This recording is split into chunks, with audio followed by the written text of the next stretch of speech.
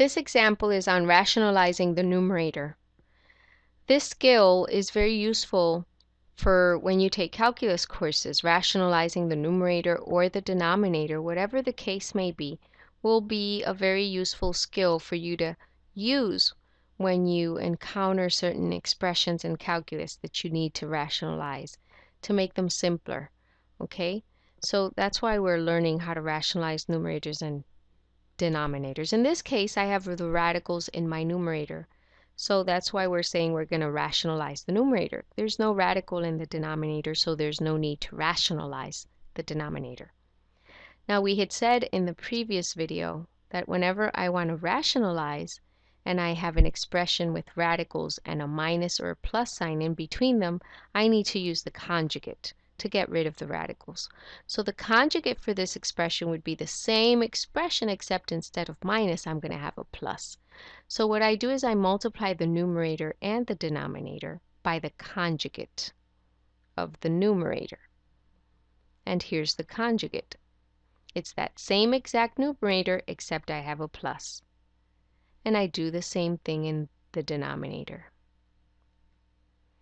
And notice that in the numerator and denominator, I have exactly the same expression. That means that this whole thing equals 1. So I'm really multiplying the original expression by a 1. But this 1 is disguised as the conjugate of the numerator, okay? Now, what do we have here? We're going to have a multiplication of fractions, which means I'm going to multiply the numerator times this numerator, and the denominator times this denominator. So I can join numerators. I can write this is equal to the square root of x plus h minus the square root of x, that's this side here, times this side, which is the square root of x plus h plus the square root of x. There's your numerator. All of that is divided by this times this. So it's going to be h times the square root of x plus h plus the square root of x. Okay? In the numerator, I have conjugates multiplying together. And we had seen in the previous video, we had seen that whenever I have a plus b times a minus b, that's going to equal a squared minus b squared. And we get this result from doing FOIL. So this is a shortcut to doing FOIL whenever you have this situation where you have the same expression and the only difference is the minus and the plus. So for this expression, this part of the expression becomes my a, and this part of the expression becomes my b. Okay, so this would be a minus b times a plus b, which is this situation here, and I can quickly find the product of this just by substituting this answer. So this is what this is going to look like.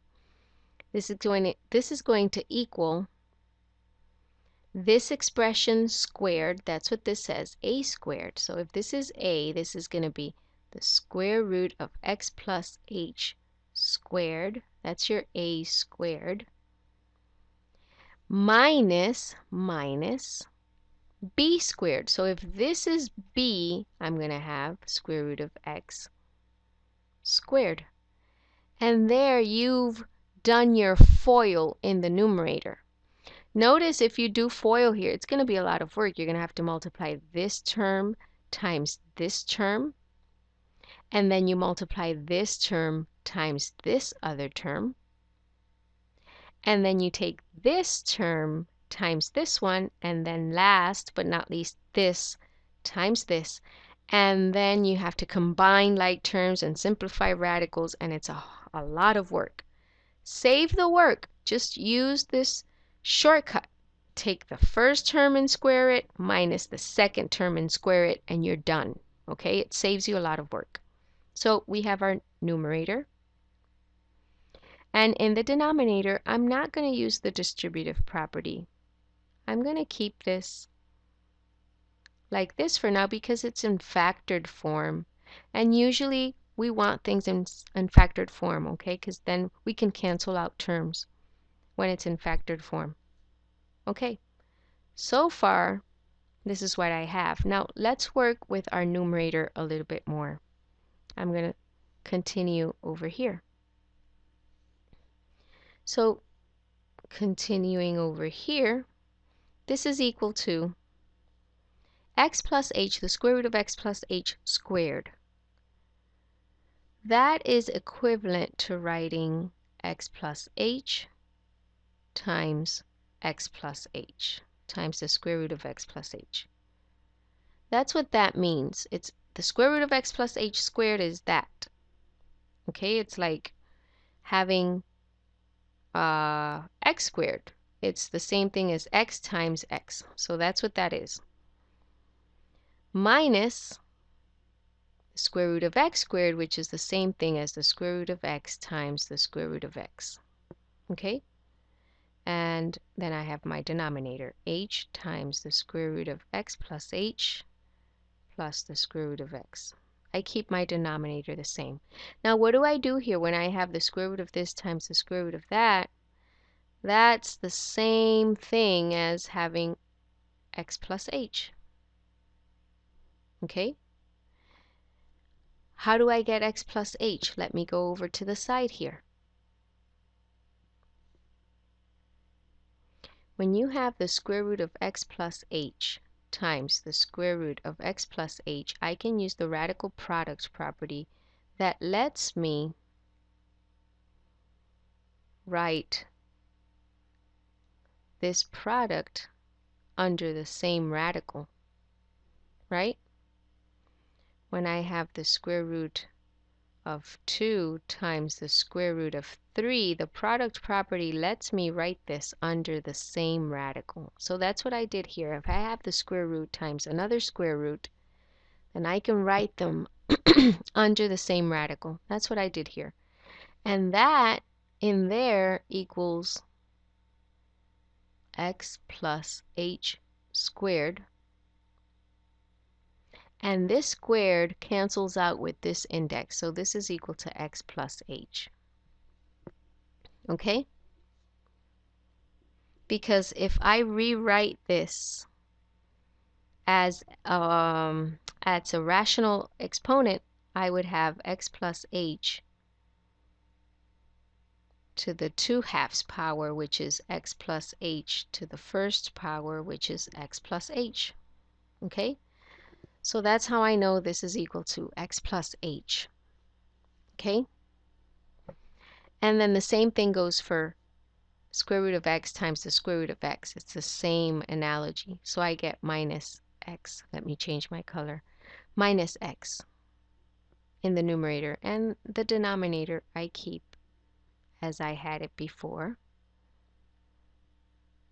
Okay? Now, the numerator, I have x plus h minus x, so that means x minus x cancels out, and I'm left in my numerator with an h, and in the denominator I have h times x plus h plus square root of x. And notice that since I left my denominator without using the distributive property, it's easier for me to just cancel out the h in the numerator with the h in the denominator. And this is your final answer. It's the square root of x plus h plus the square root of x. And that's your final answer when you rationalize the numerator. Now I want to make a little note here. When I had x plus h squared, I could have gone from this expression straight to x plus h here. Because this I can rewrite as x plus h to the 2/2 power, and automatically you get x plus h, which is what I wrote here. Okay? You don't have to separate these terms like that. I like to do it because I want you to see where this comes from. Where does x plus h come from, okay? But if you see it right from here, if this is squared, that will cancel out your radical, and you get whatever's inside. If this is squared, it cancels out your radical, and it gives you whatever you have inside, which is x, okay? You can go from here to here, but I like to show you step by step, but this isn't necessary. If you understand it from here, you can go straight over to this step, okay?